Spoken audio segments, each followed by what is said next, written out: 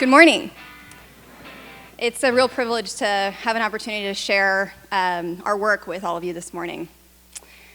I want to start by telling you the story of David Bailey, a current student at the University of Alabama in Tuscaloosa.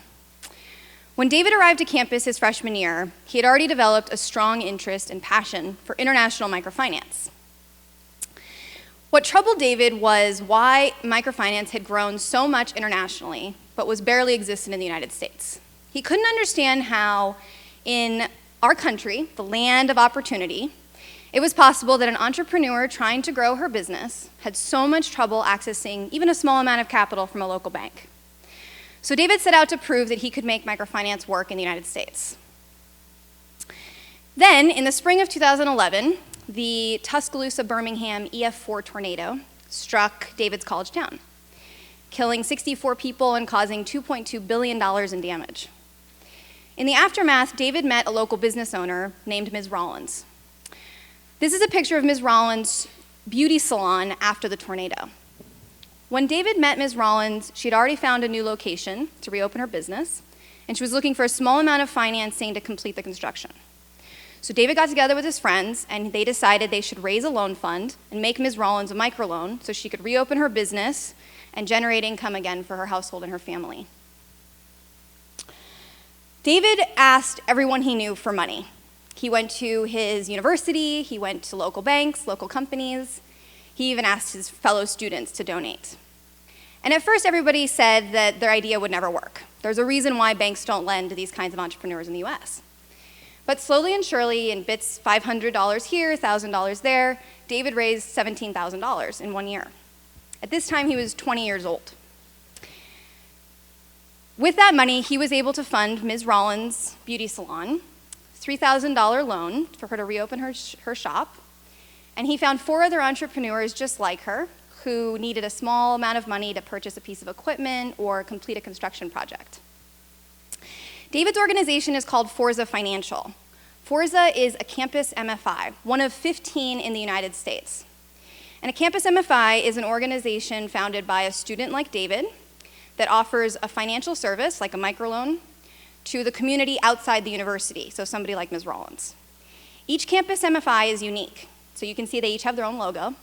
They also each have their own mission statement and their own set of products and services. So some offer microloans to businesses, others do training services. One group even works with people struggling with homelessness on a micro savings project. In 2011, when David founded Forza, he also stumbled across Lend for America, a national organization created to support groups like his. When David met Ms. Rollins, he didn't know how to evaluate her for a loan. He didn't know how to determine the viability of her business. He didn't know how to raise loan capital. He didn't know what he would do if Ms. Rollins missed a loan payment. There were so many questions and so few people he could really get the right answers from. We created Lend for America to help students like David. We also created Lend for America because with the right tools and training, college students can make a huge impact in the lives of low-income families in their communities. In America, entrepreneurship offers an alternative to low-wage employment. And I'm not talking about entrepreneurship in Silicon Valley.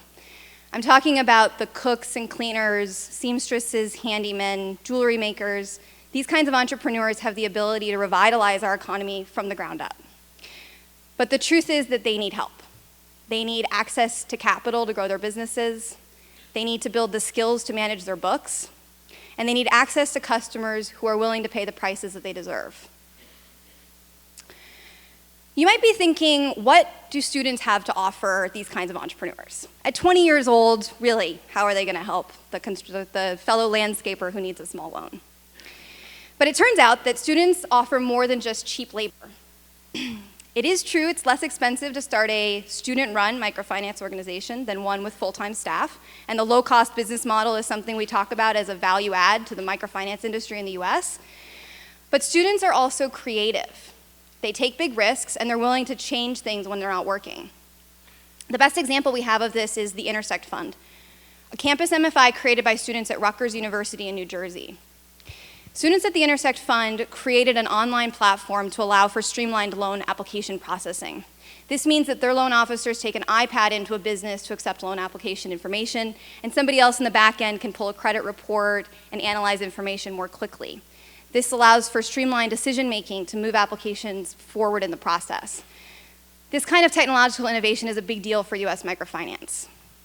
One of the biggest costs that limits microfinance organizations from growing is the time it takes to evaluate these loans. In addition to these kinds of innovations, we're seeing that students are actually getting results. This isn't just a theory, it's actually happening.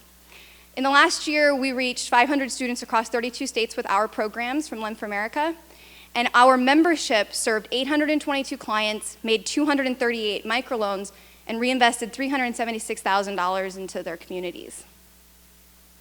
I want to conclude by sharing how you can get your university involved in Lend for America. It's really difficult to start a campus MFI. I wish I had a step 1, 2, 3 guide I could email to all of you, but I don't. It really requires the ambition, the confidence, and the perseverance of a student like David Bailey. We created the Lend for America Fellowship as an incubator program to start new campus MFIs.